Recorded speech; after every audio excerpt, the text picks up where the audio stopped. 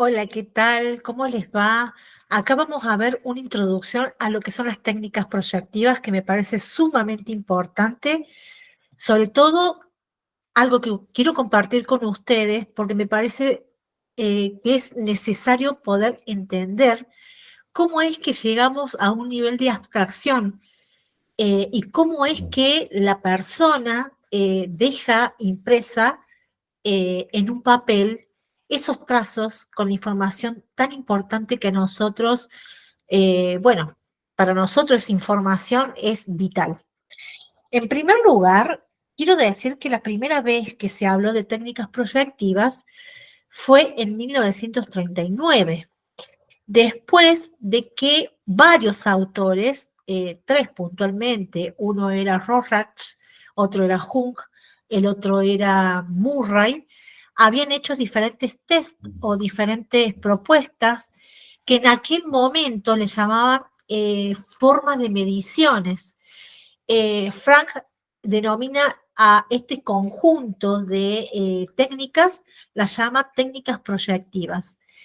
Entonces, lo que nosotros como grafólogos trabajamos son esas técnicas proyectivas en donde nos permite poder entender que en realidad lo que termina de alguna forma, eh, digamos, en cierta forma, plasmándose en un papel, no es otra cosa que digamos, el proceso de nuestra propia psiquis, ¿no?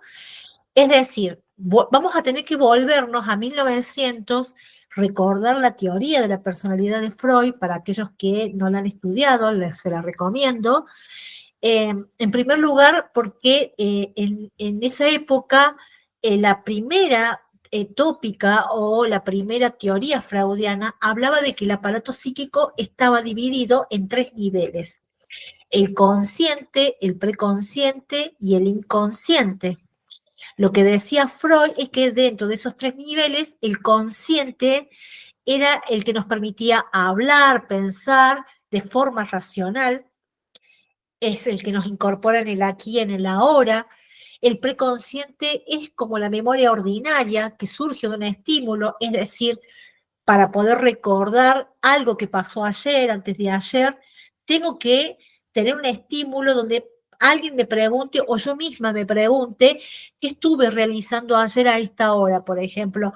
Y mientras vamos en el tiempo, mayor en el tiempo, digamos, hacia atrás, vamos a poder observar que nos cuesta un poquito más a veces traer a la memoria. Pero siempre va a surgir a partir de un estímulo en donde vamos a empezar a recordar y traer a la hora ese hecho o esa situación o esas palabras o esa sensación o emociones que pasaron hace un tiempo atrás. Con respecto al inconsciente, Freud lo que decía es que incluía pensamientos, incluía las emociones, incluía los recuerdos, los deseos y las motivaciones también.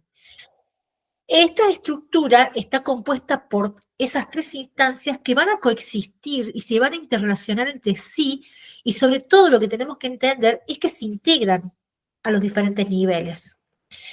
Luego, Freud le agrega una segunda tópica o teoría propuesta, pero esto surge en 1923, en donde habla sobre las instancias que le denomina él el ello, el yo y el super yo, las cuales son descritas para comprender el funcionamiento de la psiquis, y de este modo el aparato psíquico, él decía que estaba constituido por sistemas que poseen características propias, diferentes funciones, interactuando entre sí, generando las distintas elaboraciones psíquicas. Concretamente lo que decía Freud era que el yo es el principio de la realidad, mientras que el super yo está dominado por las normas, por las leyes, por los códigos de conducta y por la socialización que brinda desde nuestro desarrollo de nuestra infancia, la familia y después la sociedad. Y el ello, que es el principio del placer. Entonces, en 1909 es lo que él dice, que hay una lucha activa de agrupamientos psíquicos de uno contra el otro, entre el inconsciente versus el consciente y el preconsciente, y después le agrega esa segunda tópica en donde plantea además que eh, está el ello como el ello, el yo y el superyo como otra segunda instancia en donde entre todos, digamos, va generándose esa interrelación que hacen a nuestra personalidad. Con respecto a las técnicas proyectivas, es importante que nosotros tenemos que tener en cuenta que no solamente hay niveles de análisis diferentes, sino también que tenemos que entender que son diferentes a los llamados, por ejemplo, lo que pueden ser los test psicométricos o los test proyectivos. Nosotros anteriormente yo le puse el ejemplo de lo que sería el inventario de depresión de Beck. Me parece sumamente importante que ustedes lo conocieran, no solamente como herramienta, especialmente para aquellos que están trabajando o que están estudiando en la parte de salud mental, sino también porque es importante y nos va a servir como un ejemplo para poder nosotros entender la diferencia.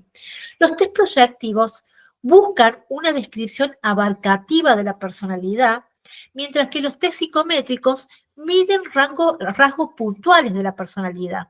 Es decir, por ejemplo, si nos vamos al inventario de depresión que estuvimos viendo, lo que se busca es saber si esa persona tiene un nivel de depresión y cuánto sería ese nivel de depresión. Los test proyectivos también poseen estímulos más ambiguos, es decir, el estímulo, ¿se acuerdan de eso que hablábamos recién? Ya vamos a volver sobre eso, es mucho más ambiguo y da la apertura a la respuesta también mucho más ambigua. Mientras que los test psicométricos tienen estímulos concretos, como por ejemplo preguntas concretas que después se van estandarizando en la respuesta. Es decir, ustedes lo habrán visto, que con el inventario de Beck nosotros teníamos a cada propuesta para responder había una agrupación de preguntas o de afirmaciones y en ellas se les ponía una determinada puntuación. Después había que sumar esa puntuación y eso daba el nivel de depresión que podía estar sufriendo esa persona. Obviamente que es necesario un marco eh, de nivel de estudio que tiene que tener el profesional que lo esté realizando para saber qué compromiso tiene la persona de pronto con el nivel de depresión. Mientras que los test proyectivos, además de tener esos estímulos ambiguos, las respuestas van a ser ambiguas porque no solamente son libres, sino que también son mucho más amplias. Es decir, dejamos librada a que la persona pueda tal vez pensar en su propia subjetividad, en su propia característica, en esa estructura de personalidad particular que tiene, que la va a hacer que a un dibujo, a un escrito, a lo que va a trazar, va a ser totalmente diferente a lo que pudiera trazar o a lo que pudiera escribir cualquier otra persona. Y esto es el punto, me parece que es como primordial de nosotros tener que entender. Recuerden lo que siempre decimos, así como hay una huella dactilar por personas en el mundo, también de la misma forma hay un escrito que es particular y que solamente le pertenece a esa persona. Pueden ser parecidos, pero nunca son iguales, porque las historias no son iguales, porque las experiencias no han sido iguales, porque las emociones no han sido iguales, porque el desarrollo de esa persona no ha sido igual. Es decir, hay una historia que es muy personal y que eso hace que traslade después esos trazos a la escritura. Por otro lado, vamos a tener en cuenta esto que hablábamos recién del estímulo, ¿no? Ante una pregunta, la persona pone en marcha esos mecanismos psíquicos a partir de los cuales responde de acuerdo a su variable que conforma su personalidad. A una misma pregunta, quizás las personas vamos a contestar de diferentes formas, de la misma forma que vamos a dibujar y que vamos a escribir de diferentes formas. Lo importante de esto es que esto es un proceso que mientras más desestructurado sea y más ambiguo, es mayor la cantidad del material proyectivo que vamos a obtener. Pero ¿qué pasa? Que en esa ambigüedad después nosotros vamos a tener que analizar y se nos van a generar convergencia y se nos van a generar reiteraciones también. ¿Por qué? Porque eso nos va a ayudar después también a hacer una síntesis del material que tengamos que ver. En ese estímulo, nosotros tenemos que pensar que cuando se nos hace una pregunta, por ejemplo, ¿cómo me siento emocionalmente hoy? Es una pregunta concreta, pero me da la libertad de poder eh, contestar en base a mi variable de personalidad, a mi experiencia, a mis emociones, y no solamente el cómo me siento hoy, quizás también cómo me vengo sintiendo o con mi experiencia y mi bagaje particular, voy a contestar. Cuando nosotros hacemos un análisis, lo que tenemos que entender es que esto es un proceso. Y eso realmente es importante entenderlo y pensarlo. Que también este proceso además tiene una particularidad. Lo hacemos, nosotros somos seres humanos, nosotros que vamos a hacer el análisis, somos seres humanos que también tenemos nuestra propia subjetividad. Entonces, ante la llegada de una persona, ante la conducta de la persona, vamos a tener a priori, en primer lugar, una idea. Vamos a ver si la persona, por ejemplo, tiene resistencias a realizar las producciones gráficas. Vamos a poder observar si esa persona está ansiada o no. Vamos a poder observar si la persona está ansiosa o no. Son cuestiones que la vamos a ver a ojo, la vamos a sentir y de ahí vamos a tener una primera mirada, ¿sí? Es importante trabajar la objetividad, es importante trabajar los prejuicios que tenemos nosotros también, porque esos prejuicios, esa subjetividad que tenemos, nos va a llevar también a, de alguna forma, va a meterse en ese análisis que vamos a realizar.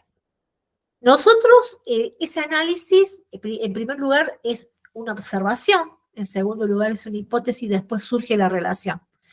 Es decir, cuando nosotros decimos de qué estamos hablando cuando hablamos de una observación, no solo es lo que estamos viendo de cuando llega la persona, lo que verbaliza, sino después cuando tengamos que ver el material en sí, cuando vemos el dibujo, cuando vemos el escrito. Esa va a ser la observación que vamos a hacer. Entonces, de esa observación, por ejemplo, puede surgir que en primer lugar veamos que si le pedimos que dibuje una persona, a lo mejor sea el dibujo de una persona muy pequeño. En ese caso, lo que primero que vamos a pensar como hipótesis va a ser que posiblemente esta persona tenga muy baja autoestima. La relación va a ser esta. Esta persona tiene baja autoestima, por eso me dibuja una persona tan pequeña. O tal vez surja desde ahí con otras miradas, digamos, dentro del mismo material, otras hipótesis también, ¿no? Es decir, a medida que vamos observando, se van generando la hipótesis, va generando la relación o la síntesis de esa hipótesis que la vamos a buscar en los autores que ya anteriormente hemos o vemos o leemos.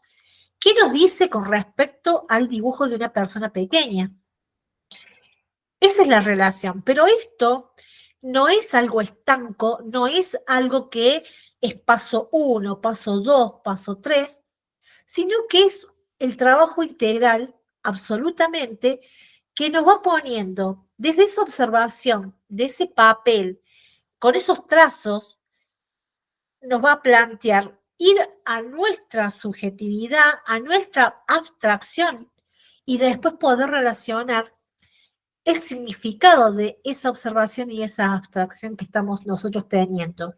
Entonces, cuando hablamos de estas técnicas proyectivas y de esos diferentes niveles de análisis, lo que estamos diciendo es que estamos hablando de una construcción, por eso digo que es un proceso, una construcción que es dinámica y que es absolutamente integral. todo el tiempo se va generando la observación, la hipótesis y la relación continua hasta que vayamos viendo todo el material, todo lo escrito y a partir de ahí podemos hacer nuestras inferencias. Una vez que hemos inferido, vamos a ir observando otros materiales y vamos a ir reconfirmando. Pero lo importante de las técnicas proyectivas, en primer lugar, es que tenemos que entender que la ambigüedad del material es una característica de estos materiales, de estos métodos proyectivos. Por ello, nosotros vamos a utilizar criterios donde se va a analizar, se van a comparar, se va a contrastar y también le vamos a dar un nivel de jerarquía a los aspectos. Vamos a ver también que hay aspectos que son recurrentes, o sea, se van repitiendo, lo cual, atención, nos habla de una característica estable de la personalidad, mientras las convergencias nos van hablando de los conflictos que hay. ¿Y de qué hablo cuando digo recurrencias y convergencias? Lo que estoy diciendo es que las recurrencias, estas cosas que digo yo que se van repitiendo y es que las características de la personalidad, es que quizás en el dibujo de persona me hace un dibujo pequeño, en el dibujo del árbol también quizás lo hace pequeño y además en el escrito también es un escrito de letra muy pequeña. Entonces la relación, la repitencia de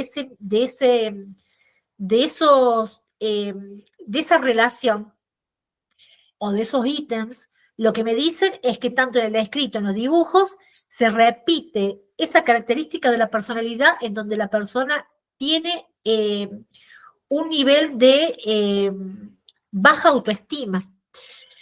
Pero ¿qué pasa, por ejemplo, cuando se genera una convergencia? Es decir, tengo un dibujo de una persona pequeño y después dibuja a lo mejor un árbol o en el escrito la letra son grandes.